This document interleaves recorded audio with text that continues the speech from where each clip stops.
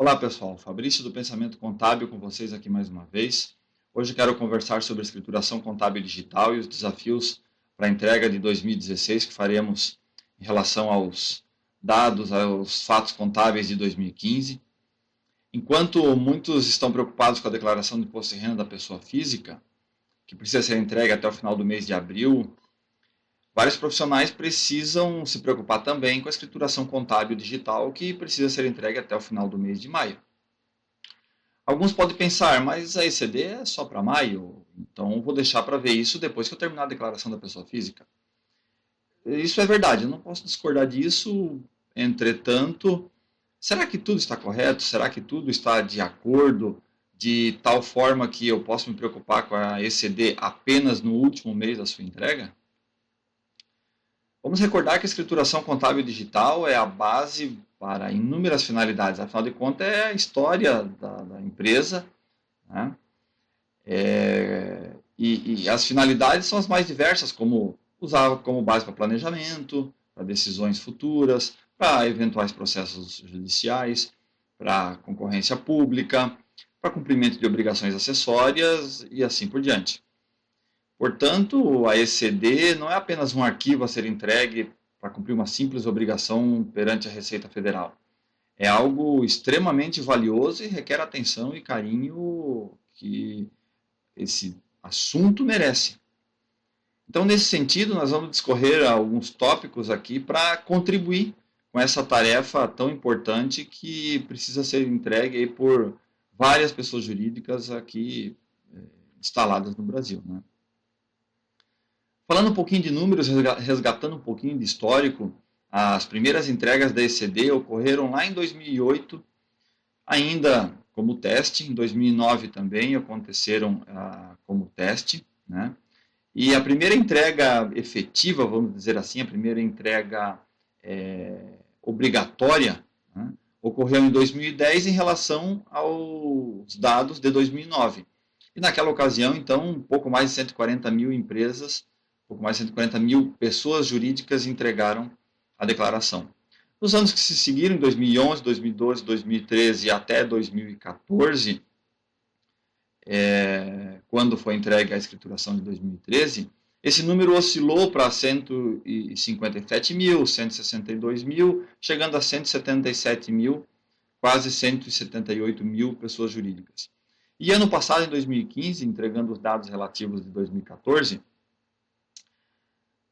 pouco mais de 500 mil empresas entregaram esta declaração, porque tivemos no ano passado uma configuração diferente que obrigou mais pessoas jurídicas a fazer essa entrega, por isso que tivemos esse crescimento tão considerável. Um outro tópico importante é a dispensa da autenticação pela junta comercial. O decreto de fevereiro desse ano, o decreto 8.683, da nossa presidente, dispensou que as empresas, as pessoas jurídicas que entregam o SPED contábil, tenham que ter também autenticação por parte da junta comercial. Uma vez entregue a escrituração contábil digital, o recibo de entrega é suficiente para comprovar o cumprimento dessa obrigação acessória e não precisa mais da autenticação da junta comercial. Isso já é um pouco dos objetivos que o SPED vem trazer. Se vocês lembram um pouco disso, o SPED tem alguns dos objetivos, entre eles, reduzir burocracia, reduzir tempo despendido no cumprimento de obrigações acessórias, reduzir custo com papel e taxas relacionadas. Então, essa ação do governo vem exatamente ao encontro desses objetivos. O próprio Afif Domingos, que é presidente do SEBRAE, afirmou que a economia que pode ser gerada com esse tipo de facilidade é algo estimado em 480 milhões por ano. É muito dinheiro. Então, realmente é algo importante, né? E aqui vale um ponto que eu tenho colocado em diversas situações, que a pessoa jurídica, mesmo não sendo obrigada, mas se tiver condições, ela pode fazer escrituração contábil digital, porque ela passa a fazer isso eletronicamente, deixa de fazer em papel, e com essa dispensa de autenticação pela junta comercial, o processo fica mais barato também. Então, fica a dica para cuidar desse assunto e avaliar se mesmo voluntariamente já não é possível de cumprir com essa obrigação. A mudança do prazo da entrega é uma outra questão que chamou atenção, né? E por mais que já se falou, vamos reforçar, a ECD até ano passado era entregue até o final de junho. E esse ano de 2016, quando entregaremos até o final do mês de maio, os dados da escrituração de 2015, do exercício de 2015. Tá? Então, temos um mês a menos, né, para poder fazer essa entrega. Outro ponto importante a ser observado é a questão do layout. Né? Se nós voltássemos no tempo para olhar o primeiro layout que foi disponibilizado para o SPED contábil, lá atrás com a IN 787, nós tínhamos algo na casa de 20 páginas. Hoje, a última versão do layout que a Receita Federal disponibilizou recentemente tem 456 páginas. Claro que dentro desse layout atual nós temos 4 versões, né? E cada versão foi usada num dado momento. A versão 1 do layout foi usada até o ano calendário 2012, a versão 2 foi usada para o ano calendário 2013, a versão 3 para o ano calendário 2014 e a versão 4, então, para usar do ano calendário 2015 em diante, até que saia uma nova versão. Né? Então, é um cuidado que tem que se tomar, né? E aqui até cabe um parênteses, porque não só o contador tem o desafio de atentar isso aí, mas todas as pessoas que se envolvem com desenvolvimento de software, que precisa adaptar o software para atender isso, também tem bastante trabalho, porque o guia prático realmente não está pequeno. Né? Outra questão que o Layout 4.0 trouxe, então, para esse ano, foi o uso da moeda funcional. Né? A moeda funcional funciona da seguinte maneira, né? Algumas empresas fazem a sua contabilidade em dólar. Né? A moeda funcional adotada na escrituração dos registros contábeis da empresa é dólar. Mas por ela estar no Brasil, instalada aqui, precisa cumprir a norma contábil e as normas tributárias aqui no Brasil e precisa ter a escrituração equivalente em reais. Então, o layout do SPED contábil está preparado de tal forma para poder receber a escrituração em dólar e em real. Tá? Dentro do guia prático tem todas as orientações a esse respeito. É claro que isso impacta uma pequena parcela das empresas, normalmente são empresas maiores, com estrutura para poder suportar esse tipo de exigência, mas a grande maioria das empresas não vai se envolver com isso. Né? Mais uma alteração colocada nesse layout 4.0 é o razão auxiliar das subcontas, o livro tipo Z. Né?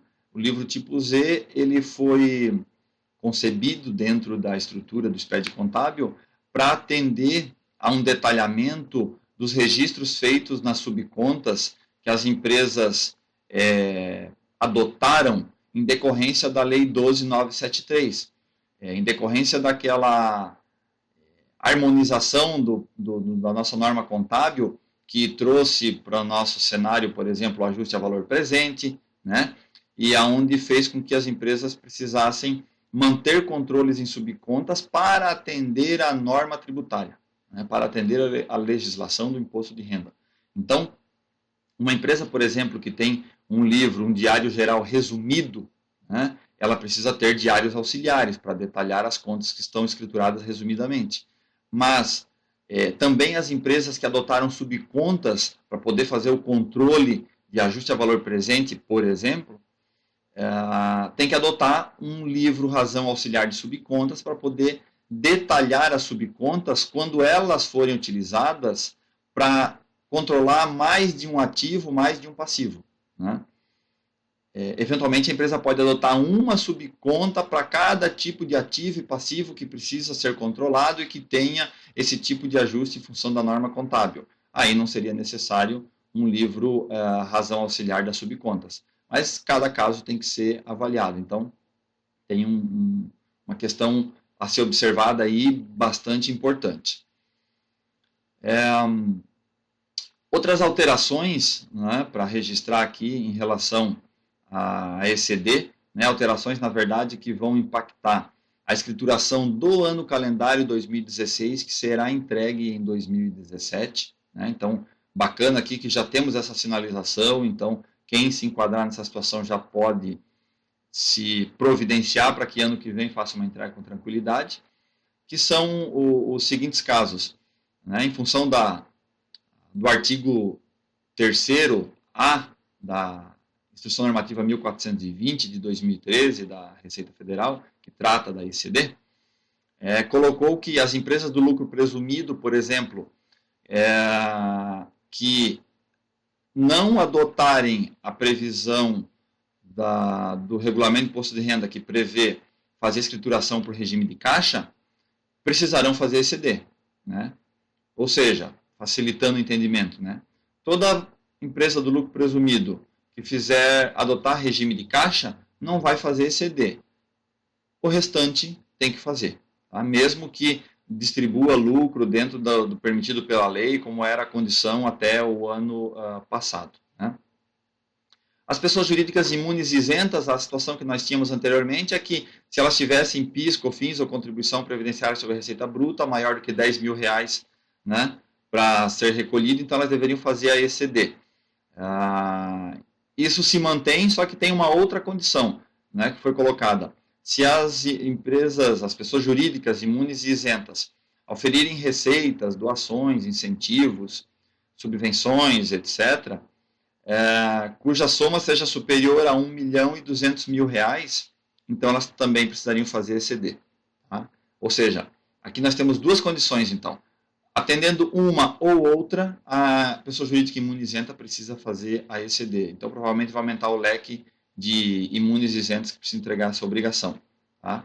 E a sociedade em conta de participação, né, já tinha que fazer a entrega como livro auxiliar, né, do sócio ostensivo, né? Então só foi ratificado isso através do parágrafo único lá do artigo 3º-A, colocando que as sociedades em conta de participação, enquadradas nas hipóteses previstas nos incisos 1 a 2 do caput do artigo 3º, né, e do caput do artigo 3º-A, deve apresentar a ECD como livros próprios ou livros auxiliares do sócio ostensivo.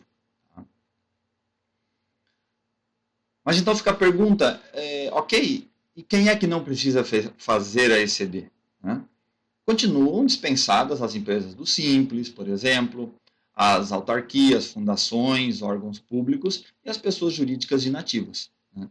Então, com o passar do tempo, a ECD vem aumentando o seu leque, né? Mas os que já estavam dispensados, como os exemplos que eu citei, continuam dispensados. Né? E aqui eu reforço a dica que eu comentei anteriormente. Mesmo a empresa estando dispensada, né, ela está dispensada de fazer a escrituração em formato digital, mas ela tem que fazer a sua escrituração contábil. Né? Então, se quiser fazer em formato digital e quiser entregar isso no SPED voluntariamente, nada impede de fazê-lo. Tá?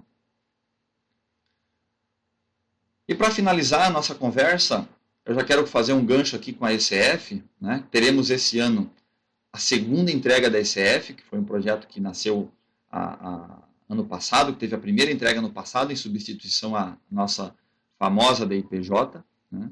E como todos sabem, a ECF é uma continuidade da ECD. Né? Ou seja, quanto melhor, quanto maior for a qualidade da ECD, melhor será o cumprimento da ECF, que tem que ser feita até o mês de junho. Né?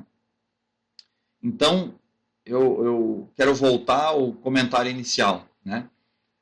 Se tudo está tranquilo, se o seu sistema está em ordem, se as escriturações estão em ordem, né? Não tem problema nenhum deixar a ECD para ser feita depois de entregar todas as declarações de imposto de renda da pessoa física, né? E fazer lá no mês de maio.